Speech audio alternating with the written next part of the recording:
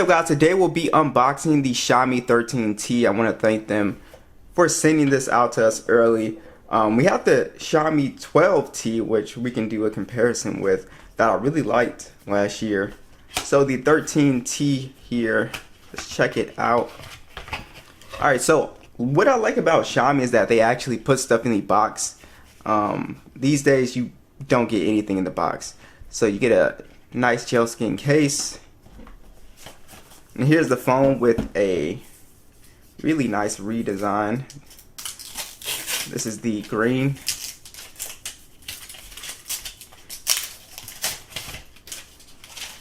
Looks really nice. Oh yeah, this one looks much better this year. Really nice looking. I really like this green color. Kind of like it's not like super green. It's kind of like a mint green. Yeah, but they call it metal green. This is the 8 gig 256 gigabyte model. And as always, this is what I love about Xiaomi phones. You get the fast charger in the box, which is just really nice, guys. Not having to buy the fast charger. It does 67 watt fast charging as well too via USB type C, of course, and yeah, absolutely awesome. So this one's got the glass back and the metal sides on it, and it just looks really good. I really like how they did the cameras this year.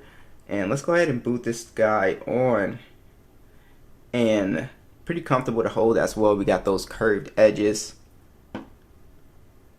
and yeah, so let's just get into this one. Let's get this plastic off.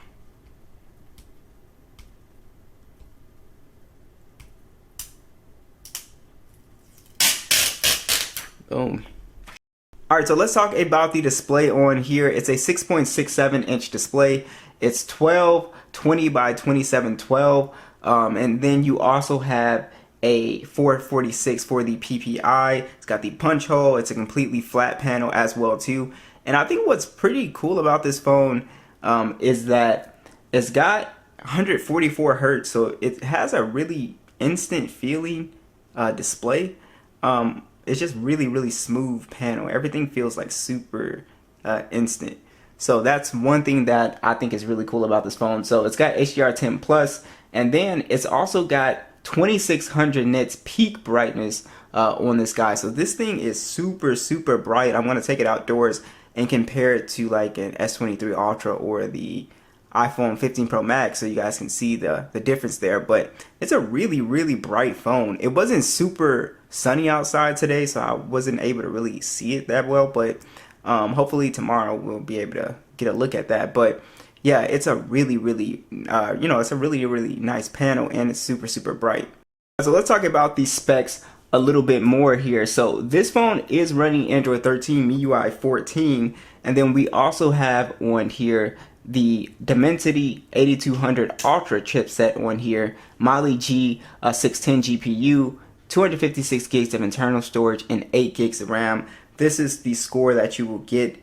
You can see here how it compares. So almost on par with, let's see, it's kind of on par with like an S21 Ultra. And then for the multi-core score, you can see like it's on par with like I guess a Snapdragon 888-ish. It's kind of a little bit, it gives a little bit better score than that though. So it's like somewhere a little bit above like I guess a AAA processor. But yeah, so it's a really fast phone for the most part here. And actually, let's go ahead and get into PUBG here. Now, what's really nice about Xiaomi phones is that they're always like right out of the box compatible with 90 frames on PUBG. I'm starting to notice that, or maybe they just do it like maybe that's something that they actually think about. But yeah, it's like right out the box, always compatible. So like how we saw with the iPhone 15 Pro Max, it didn't get the PUBG 90 frames yet. It'll probably take a couple months, but these phones are almost always like right out the gate with 90 frames. So that's something I really like. One thing I've noticed with these Dimensity chips, and I actually just want to look further into this, Even with the what was it, the A34, these phones tend to be pretty cool actually. Even when using the 15 Pro Max or the S23 Ultra, those phones will kind of get warm. I'm not saying that they like overheat and stuff like that, but I noticed these are some really cool phones. Like you rarely notice these phones like getting super warm and stuff like that, even when you're doing a little bit of gaming. But sometimes if I'm on like just like the 15 Pro Max, I don't even have to be gaming, and it just kind of gets a little bit warm.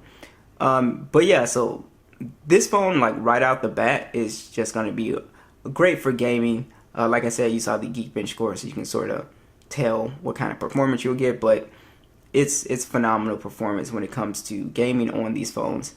So you really won't have any issue there. You essentially will get, flagship quality gaming. This phone has the stereo speakers. Let's go ahead and hear them.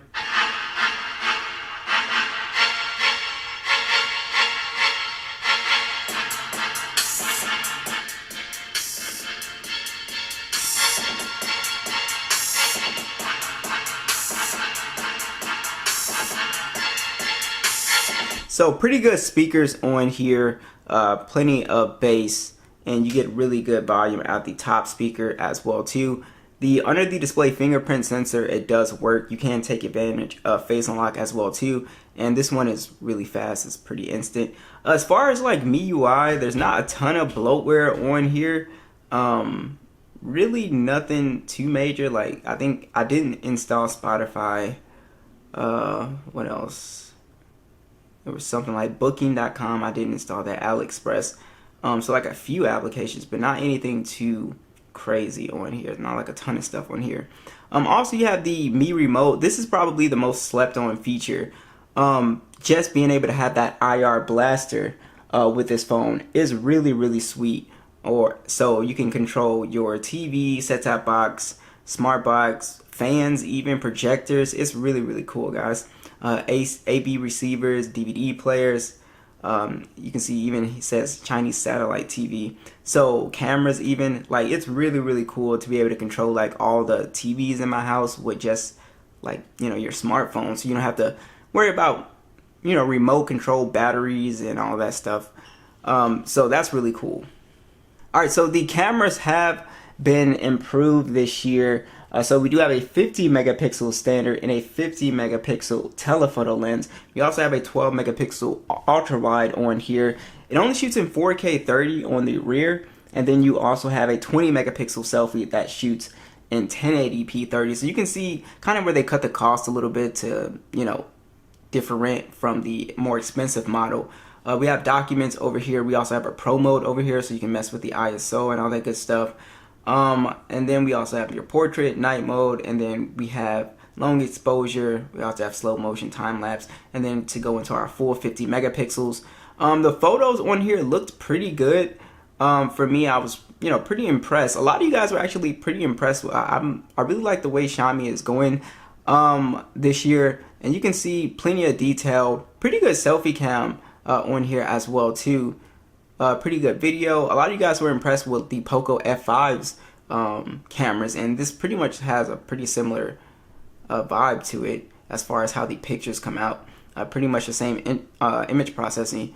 Video on here looked pretty solid too, even though I really wish that it had like 4K 60 or at least 1080 60 on the front cam. But yeah, so it looks fine. Colors look fine. High dynamic range is pretty nice on here.